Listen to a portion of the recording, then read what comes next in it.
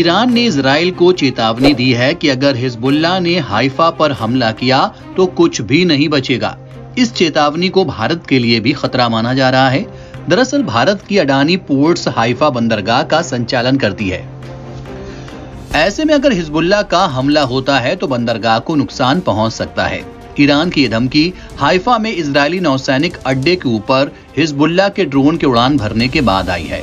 Hezbollah लगातार Israel पर drone और रॉकेट से हमले कर रहा है। इस वजह से इजराइल ने हिजबुल्लाह के पनाहगाह बने देश लेबनान को युद्ध की धमकी भी दी है। इस बीच ईरान ने धमकी दी है कि इस तरह के किसी भी युद्ध से बंदरगाह शहर हाइफा में भारी तबाही होगी।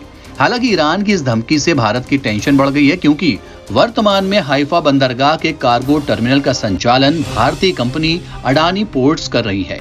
लेबनान के अल अखबार की रिपोर्ट के मुताबिक लेबनान के खिलाफ युद्ध का विस्तार करने की इजराइल की धमकियों ने विपरीत प्रभाव छोड़ा है, क्योंकि इजराइल के राजनीतिक, मीडिया और यहां तक कि सैन्य हलकों में चिंताएं और डर बढ़ गया है। अखबार ने बताया कि इस तरह के किसी भी युद्ध को इजराइल में सामूहिक आत्महत्या देखा जाएगा। उनका तर्क है कि इजरायली सेना जो एक मोर्चे पर जीतने में असमर्थ है, एक ही समय में 6 मोर्चों पर कुछ भी नहीं कर सकती है। अखबार ने एक इजरायली रिजर्व जनरल का हवाला देते हुए कहा, जिसने सेना में संसाधनों की भारी कमी की बात कही थी और हिजबुल्लाह के साथ पूर्ण युद्ध छिड़ने पर इजराइल में विपत्ति और विनाश की चेतावनी दी थी।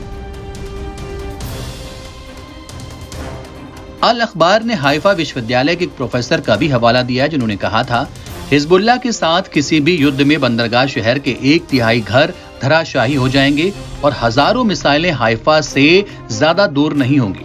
इजराइल की वायु रक्षा प्रणाली के पूर्व कमांडर ज़्विका हेमोविच ने हिजबुल्लाह की मिसाइल और ड्रोन क्षमताओं पर यही चिंता और आशंका व्यक्त की है। उन्होंने कहा है कि दुनिया की कई सेनाओं के पास ऐसी क्षमताएं नहीं हैं।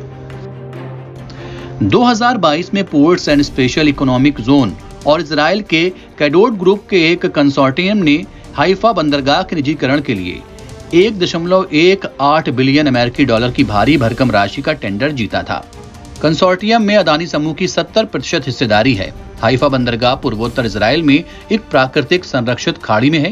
ये इजराइल के 3 प्रमुख अंतर्राष्ट्रीय बंदरगाहों में से एक है और माल, कार्गो और सैलानियों के परिवहन को संभालता है। बंदरगाह को आधिकारिक तौर पर 1933 में खोला गया था।